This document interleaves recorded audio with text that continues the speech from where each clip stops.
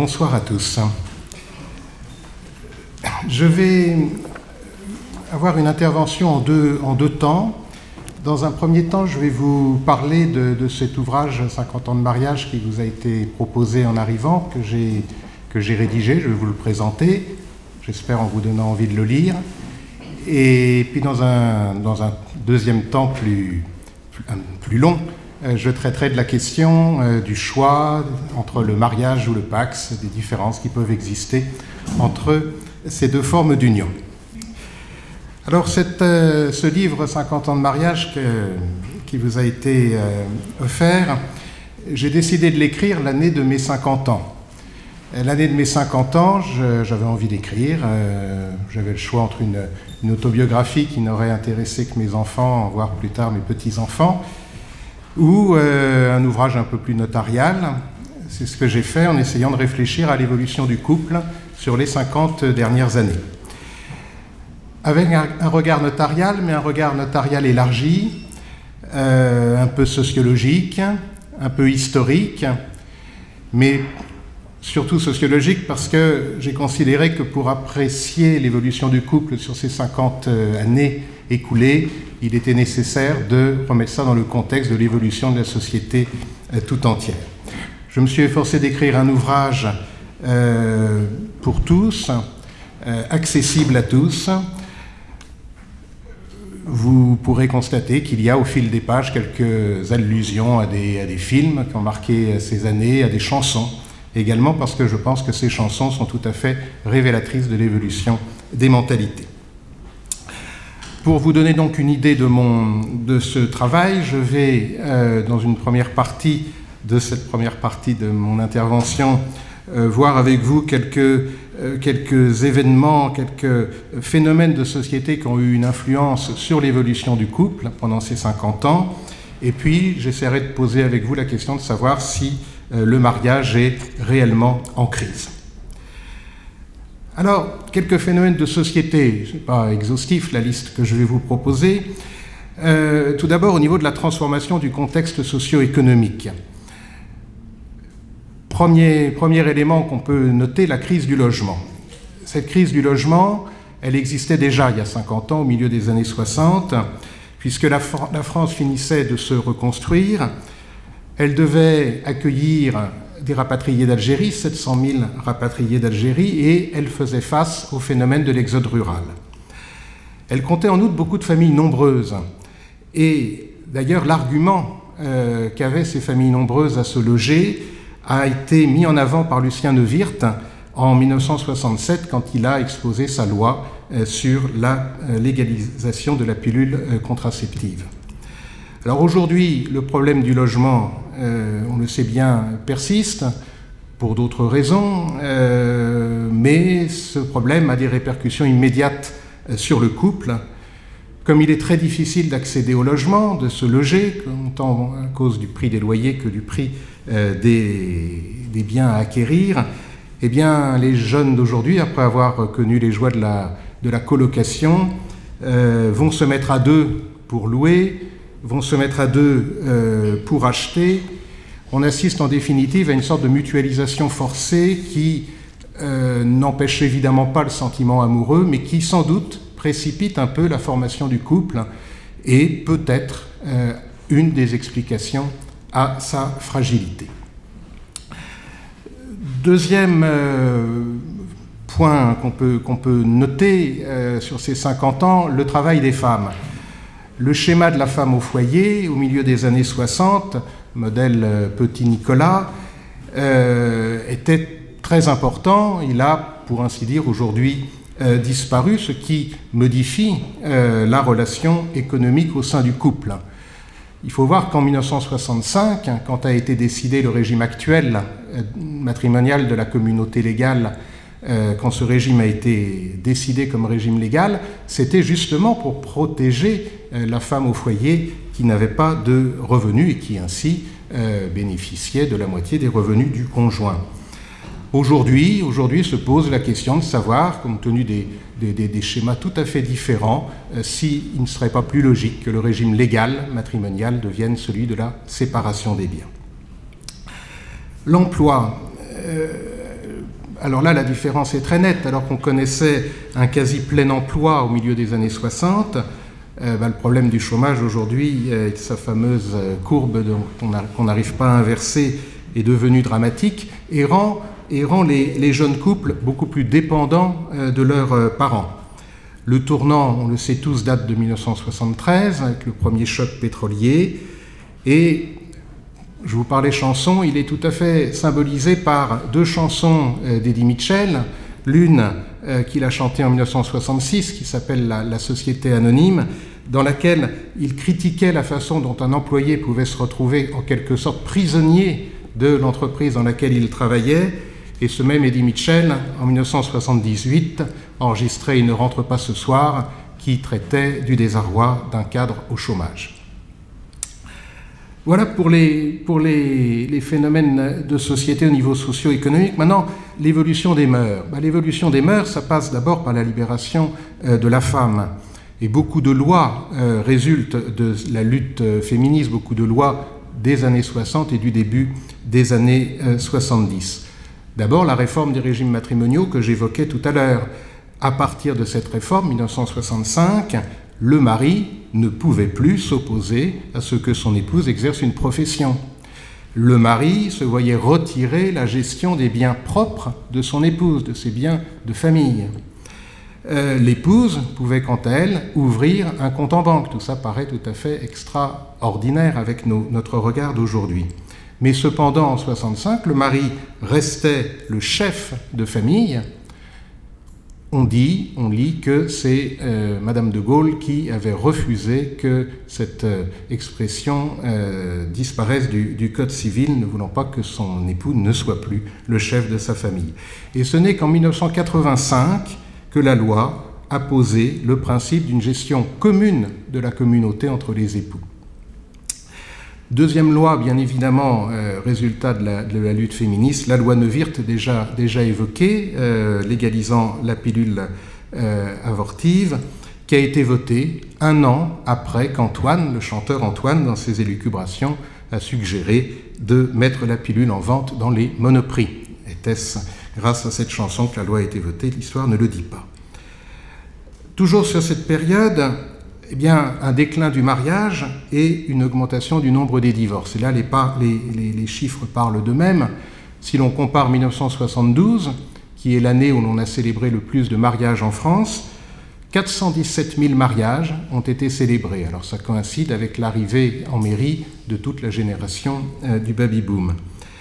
417 000 mariages en 72, 238 000 mariages en 2013, dernier chiffre connu.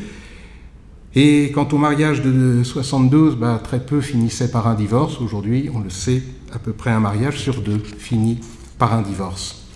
Alors il y a des lois qui ont eu une influence indiscutable sur ce phénomène, même si elles ne sont pas les seules raisons. La loi Neuwirth, c'est la troisième et dernière fois que je l'évoque, puisque en permettant la contraception, on évitait des mariages provoqués par l'arrivée d'un enfant. Et la loi de 1975 qui a réformé le divorce, qui a créé le divorce par consentement mutuel, qui a facilité donc le divorce, et bien que le ministre de la Justice de l'époque ait déclaré que ça n'aurait certainement pas d'incidence sur une accélération du nombre de divorces, cela a évidemment participé à la situation d'aujourd'hui. Troisième phénomène, l'acceptation progressive de l'homosexualité. Il y a 50 ans, on est en plein déni. On n'imagine pas, sauf peut-être dans des milieux du show business, artistique, l'existence pratiquement de cette homosexualité. Et il a fallu qu'au début des années 80, on connaisse le drame du sida pour qu'il y ait là une prise de conscience de l'existence des homosexuels. Certains ont donc été amenés par cela à faire leur coming out, que ce soit dans le monde public, dans le show business, mais aussi dans le monde politique, et aussi dans nos études, des clients venant nous faire part de leur désespoir. Et tout ça a amené en 1999 la reconnaissance du couple homosexuel, d'abord parce qu'il y a depuis 1999 un article de loi qui définit le concubinage et qui parle expressément d'un couple de même sexe ou de sexe différent, et puis 99, toujours dans c'est la loi qui a instauré le Pacs, dont je vais vous parler plus en détail. 99, le Pacs, 2013, le mariage pour tous. Mais plus globalement, je pense que sur cette période, ce qu'on constate, c'est un glissement d'une société de la permanence vers une société de l'éphémère. En effet, en 1965 ou 66, un jeune avait devant lui la perspective d'une seule vie. Il allait fonder une famille issue d'un seul mariage, il connaîtrait un seul logement et la plupart du temps n'exercerait qu'un seul métier, souvent dans la même entreprise. Aujourd'hui, en 2016, un jeune voit se profiler à l'horizon sans doute plusieurs vies, plusieurs unions, célébrées ou non par un mariage, plusieurs familles, parce qu'ils vont naître de ces différentes unions différents enfants, plusieurs domiciles, plusieurs métiers, la notion même de carrière a disparu. Pour vivre à deux, en 1965, il fallait être marié. Et d'ailleurs, la chanson de Brassens, La non-demande en mariage, qu'il a signée en 1966, qui était à l'époque quasi sulfureuse, aujourd'hui fait sourire car elle paraît bien quasi désuète. Souvent à cette époque, je l'ai dit, la décision de se marier était précipitée par l'annonce d'un enfant, mais ce mariage, pleinement décidé ou non, durait. Aujourd'hui, on multiplie les unions successives, avec ou sans mariage, avec ou sans enfant. On se marie en général tardivement, après une longue période d'essai, et malgré cela, un mariage sur deux finit par un divorce. Les tribunaux sont littéralement engorgés, au point que vient d'être votée en première lecture à l'Assemblée une loi visant à déjudiciariser le divorce par consentement mutuel. Alors, est-ce que de tout cela, on arrive à la conclusion que le mariage est en crise ? Le mariage est en crise sans doute si on constate l'effacement progressif des signes distinctifs du mariage. En effet, dans le langage courant d'abord, dans le langage courant, les mots époux, d'épouse n'impliquent plus nécessairement le mariage. On va en effet, si l'on vit maritalement, parler de la personne avec qui on vit en disant mon mari, ma femme. Le mot mademoiselle a officiellement disparu en 2012 des documents administratifs. Le nom d'épouse se perd. On se marie tardivement, donc une femme est connue professionnellement sous son nom de jeune fille et empruntera plus rarement le nom de son mari. D'ailleurs, la notion même de nom de jeune fille disparaît. La naissance d'un enfant n'implique plus d'être marié. Les naissances hors mariage, en 1964, représentaient 6% des naissances. Elles sont près de 60% aujourd'hui. La loi ne distingue plus selon les filiations naturelles ou légitimes, filiation issue d'un mariage ou non. D'ailleurs, les termes mêmes de filiation légitime ou naturelle ont disparu du Code civil depuis 2005. Et le Pacs, le Pacs, créé en 1999, c'est, et j'y reviendrai en détail, peu à peu rapproché du mariage. Pour autant, cette désaffection pour le mariage est à mon sens à relativiser. Parce que si le mariage était devenu une institution définitivement boudée, les couples homosexuels ne l'auraient sans doute pas revendiqué et auraient demandé qu'on accorde plus de droits au Pacs. Et si les Français méprisaient tant le mariage, il y a fort à parier que les manifestations d'opposition à la réforme de 2013 auraient été de moindre ampleur. Alors oui, on se marie moins qu'il y a 50 ans et l'on divorce plus, ce qui ne veut pas dire d'ailleurs que les mariages des années 60 ou 70 étaient des mariages heureux, mais on continue à se marier. La création du Pacs a offert un nouveau mode de conjugalité, mais n'a pas spectaculairement renforcé le phénomène de décroissance du nombre des mariages. Donc je crois que plus qu'une désaffection pour le mariage, le phénomène le plus marquant est d'observer un bouleversement de l'ordre de construction des familles. En 1965, le couple se fiançait, était censé ne pas consommer son union avant de se marier, passait devant monsieur le maire, avait des enfants, achetait son logement. À présent, un couple commence par cohabiter, achète son domicile, conçoit 1 ou 2 enfants, avant de se décider peut-être à se paxer, et puis enfin, peut-être enfin à se marier. Les fiançailles des années 60 ont été, on peut le dire, un peu remplacées par le Pacs, si ce n'est que la famille n'est pas associée au Pacs comme elle l'était pour les fiançailles. Et le mariage aujourd'hui, de plus en plus, est une histoire entre deux individus plus qu'entre deux familles. Dans ce contexte, l'augmentation du pourcentage des mariages qui finissent par un divorce peut surprendre, puisque ces mariages qui ne sont plus le prélude à une vie à deux, mais son point d'orgue, devraient être d'autant plus solides qu'ils ont été longtemps réfléchis et décidés en toute indépendance. Voilà, donc une introduction à cet ouvrage. J'ai évoqué dans cette introduction le Pacs, j'ai évoqué le mariage, et c'est donc maintenant le sujet de ma deuxième intervention. Quelles sont les différences? Les différences existent-elles? Et y a-t-il intérêt à se paxer plutôt qu'à se marier? Alors, tout d'abord, notons trois étapes importantes. 99, je l'ai déjà dit, naissance du Pacs, bien évidemment, avant cela, on ne serait pas posé la question qu'on se pose ce soir. Puis 2007, c'est la loi TEPA, loi fiscale, qui, dans le même geste, va supprimer les droits de succession entre époux et les droits de succession entre partenaires de Pacs, et ce, à l'époque, pour éviter que la France puisse être condamnée pour discrimination, compte tenu que le mariage n'était pas encore ouvert à tous.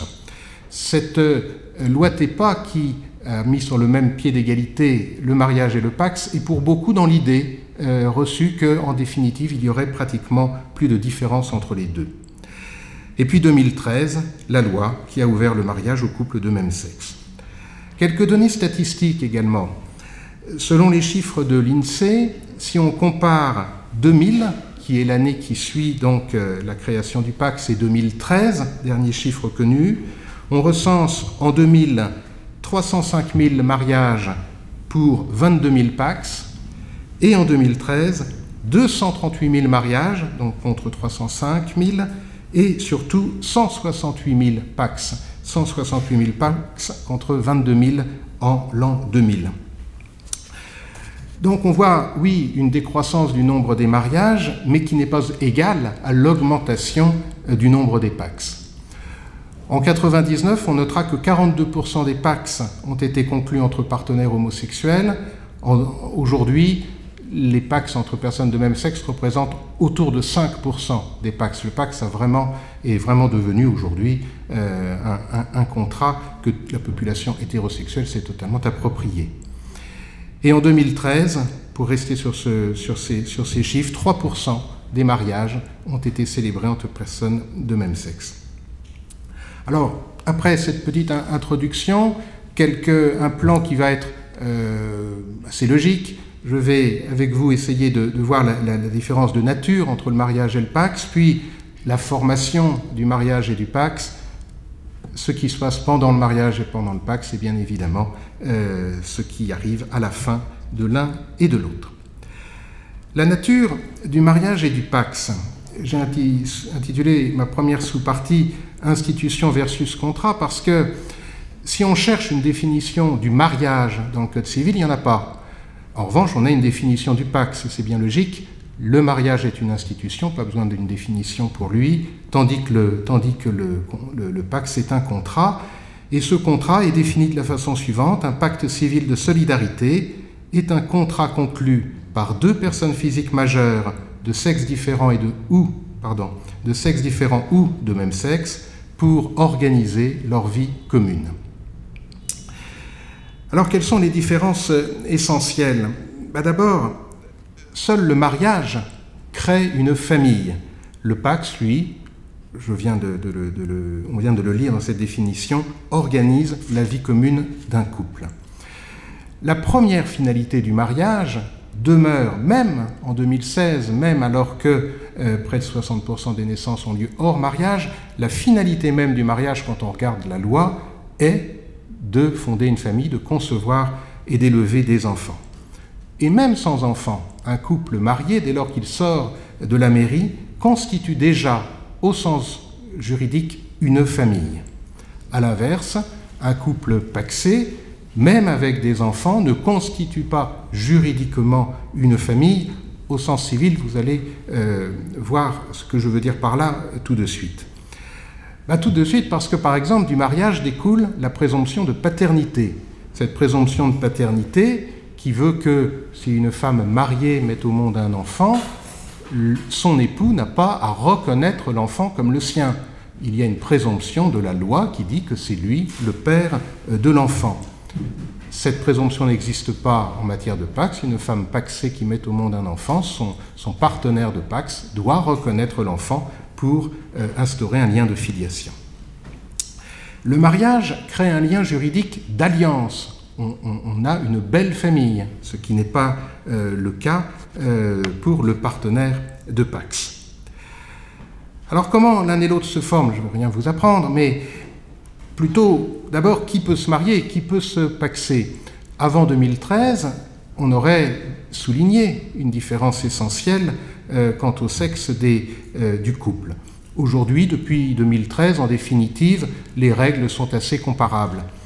Le pax, comme le mariage, est donc ouvert à tous les couples. On notera qu'en 1999, le gouvernement avait hésité à réserver le pax aux seuls couples de même sexe, mais avait reculé devant la crainte qu'on le taxe de vouloir créer une sorte de mariage homosexuel. Alors on ne peut pas se marier ou se paxer de la même façon avec son père, avec son grand-père, avec son beau-père. On ne peut pas se paxer ni se marier avec son frère ou avec son neveu. De la même façon que la bigamie est interdite, on ne peut pas se paxer avec une personne qui est déjà paxée. Avant mon mais, on ne peut pas être à la fois paxé et marié. On ne peut pas se paxer avec une personne mariée, mais, et c'était là mon mais, on peut se marier avec une personne paxée, quand bien même elle serait paxée avec une autre personne que soi-même. Simplement, le mariage va immédiatement dissoudre le pax qui existait. Et le couple paxé, c'est plus classique, qui va décider de se marier, de la même façon, en sortant de la mairie, son pax sera dissous automatiquement.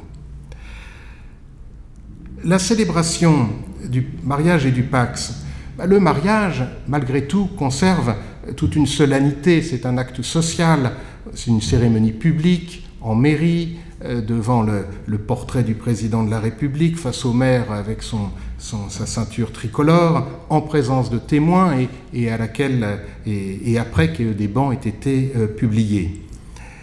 Il découle d'un mariage, un acte de mariage qui restera dans la mairie du lieu de célébration du mariage. Le pax, lui, reste un contrat qui prend la forme soit d'un acte notarié, et dans ces cas-là, il va être enregistré par le notaire, mais il peut aussi être établi par un simple acte sous seing privé qui sera alors enregistré au tribunal plus pour longtemps, puisque la même loi que j'évoquais tout à l'heure sur le divorce par consentement mutuel prévoit de transférer l'enregistrement des pactes sous seing privé à la mairie. Pendant le mariage et le pax. Alors pendant le mariage et le pax, à nouveau, des points qui sont tout à fait comparables et d'autres où il y a de réelles différences. Les points comparables, c'est sur les devoirs et les droits respectifs des époux et des partenaires. Les époux, comme les partenaires, s'obligent à une vie commune, se doivent une assistance et une aide matérielle, sont solidaires l'un de l'autre pour les dettes de la vie courante, et l'un comme l'autre peut se faire habiliter par justice à représenter son conjoint ou son partenaire qui se trouverait hors d'état de manifester sa volonté de manière générale ou de manière ponctuelle, et ce, de sorte que l'on évite une mise sous tutelle. Mais les époux, contrairement aux partenaires, se doivent mutuellement respect et fidélité. Le pax, à mon sens, n'implique pas, à proprement parler, une relation amoureuse ou des relations sexuelles, sauf si l'on considère que l'interdiction de se marier en famille est une contradiction à ce que je viens de dire. Et puis, et ça, les étudiants notaires apprennent ça très vite, une différence fondamentale. Un époux qui est vendre le domicile de la famille, le domicile conjugal dont il est seul propriétaire, doit obtenir l'autorisation de son conjoint pour signer cet acte, là où le partenaire, dans les mêmes circonstances, n'aura pas à demander l'autorisation de son partenaire. On voit bien à nouveau l'idée de famille, car la loi parle ici du logement de la famille. Autre distinction très importante, l'obligation alimentaire à l'égard des beaux-parents. À l'égard des beaux-parents, donc uniquement dans le cadre d'un mariage. On sait que les enfants doivent des aliments à leur père et mère ou grands-parents qui sont dans le besoin, et on connaît moins les dispositions de l'article 206, qui suit aussitôt celui que je viens d'évoquer, qui dit que les gendres et belles-filles doivent également, et dans les mêmes circonstances, des aliments à leur beau-père et belle-mère. On voit à nouveau l'idée d'un mariage qui crée une famille. L'adoption, la démarche conjointe d'adoption, un couple qui n'arrive pas à avoir un enfant et qui souhaite en adopter un, eh bien, pour mener une adoption conjointe, ce couple doit obligatoirement être marié. Un couple pacsé n'a pas accès à une démarche d'adoption conjointe. Un célibataire peut seul engager une adoption individuelle, mais si c'est une adoption conjointe, il faut être marié. En revanche, il y a deux points sur lesquels il n'y a vraiment aucune distinction. Je l'ai un peu évoqué rapidement tout à l'heure. C'est la fiscalité et c'est le régime social. J'évoquais tout à l'heure la fiscalité successorale. Sur la fiscalité au quotidien, c'est pareil. Impôt sur le revenu, voire impôt sur la fortune, on a exactement les mêmes conséquences que l'on soit marié ou pacsé. Pour la sécurité sociale, même chose. Chaque partenaire, comme chaque conjoint, peut être l'ayant droit de l'autre en matière d'assurance maladie et de maternité. Alors enfin, les relations patrimoniales, on notera que les époux ont un choix très vaste de régime matrimonial, en adoptant le régime légal de la communauté, ou par contrat, la séparation de biens, la participation aux acquets, la communauté universelle, etc., etc. Là où les partenaires n'ont que le choix entre deux systèmes, le système de la séparation des biens, qui est le système de base, ou un système d'indivision qui ressemble un peu à un système de communauté. Et différence importante, alors qu'un couple marié devra attendre 2 ans pour éventuellement changer de régime matrimonial et, s'il souhaite changer de régime matrimonial, devra obtenir l'autorisation de ses enfants, on va vous dire que c'est le monde à l'envers, ou de ses éventuels créanciers, voire d'un juge, si les enfants sont mineurs ou si les enfants et les créanciers s'y opposent, eh bien un couple pacsé pourra, lui, changer de régime paximonial à tout moment, comme bon lui semblera, et sans demander l'autorisation à quiconque. Et puis, comme toutes les meilleures choses ont une fin, le mariage comme le pax prend fin un jour, que l'on se sépare ou que l'on vienne à décéder. La séparation, évidemment que si l'on est marié, on doit divorcer.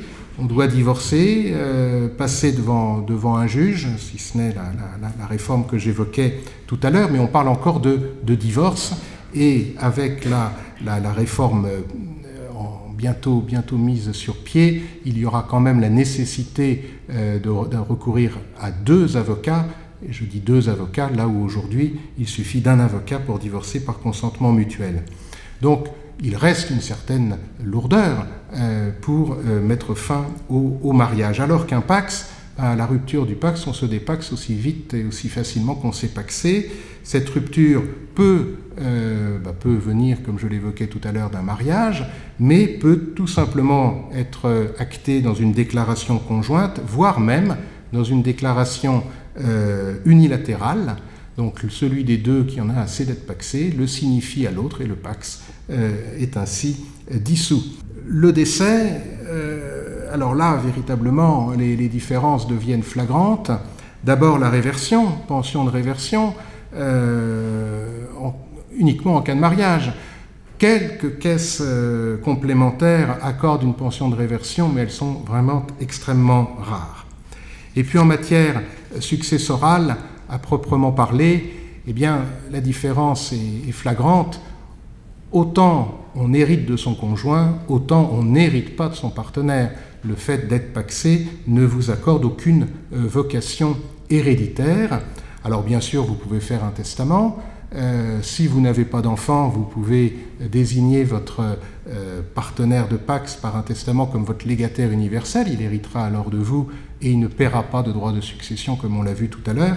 Mais la difficulté réelle est en présence d'enfants. Et là, de ce point de vue, je dirais que vraiment la consultation la plus courante pour les notaires, c'est un couple non marié vient d'acheter un bien, il a des enfants et il souhaite signer ce qu'on appelle dans le langage courant une donation au dernier vivant, et nous, notaires, une donation entre époux. Si on l'appelle donation entre époux, c'est qu'elle est donc possible qu'entre époux. Et pourquoi veut-il être au dernier vivant? Pour assurer aux survivants des deux un droit de jouissance sa vie durant sur le logement qu'ils viennent d'acquérir. Et là, très vite, on leur fait toucher du doigt une difficulté, s'ils ne sont pas mariés, qui est la difficulté de la réserve héréditaire, qui veut que si l'on a un enfant, cet enfant reçoive la moitié de la succession, si on a 2 enfants, qu'ils reçoivent les 2/3, ou 3 enfants, les 3/4. Alors prenons un exemple simple. Ce couple a 2 enfants, et on leur explique que ces 2 enfants doivent obligatoirement, au premier décès, pouvoir recevoir les 2/3 de la succession. Ainsi, si l'on fait un testament dans lequel on indique qu'on souhaite que la personne avec qui l'on vit, voire son partenaire de Pacs, puisse profiter sa vie durant de la part qu'on a dans l'appartement, il faut qu'à côté on ait un patrimoine suffisamment important pour que les enfants reçoivent leur réserve héréditaire avec le reste du patrimoine et que pour le reste ils aient à attendre.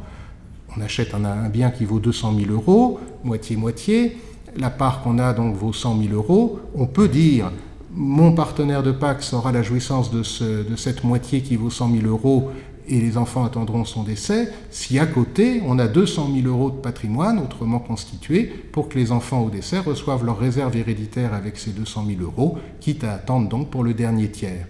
Mais cette situation-là est extrêmement rare. Quand on achète son bien, on a mis toutes ses billes dedans, on n'a pas encore hérité, et donc on déçoit ce couple qui pensait pouvoir éventuellement se pacser et faire un testament pour assurer cette sécurité en lui faisant toucher du doigt cette règle de la réserve héréditaire. Et c'est un fait qu'à l'issue de ce genre de conversation, on arrive assez rapidement à voir des couples non pas se pacser mais se marier, puisque ce même couple, avec des enfants communs dans mon idée, a d'office, le simple fait de se marier, la possibilité d'avoir l'usufruit de tout le patrimoine que laissera le premier décédé. Et s'il c'était une famille recomposée avec des enfants d'une précédente union, même sans rien organiser, même sans donation entre époux, le conjoint survivant peut demander à bénéficier du droit viager au logement, c'est-à-dire de la possibilité de rester dans les lieux sa vie durant sans que les enfants puissent l'en déloger. Donc véritablement une différence très nette. Alors maintenant, en conclusion, quelques réflexions complémentaires. Quel est l'avenir du Pacs? C'est vrai qu'en 2013, quand le mariage pour tous a été instauré, on pouvait se dire que le Pacs ne servait plus à rien.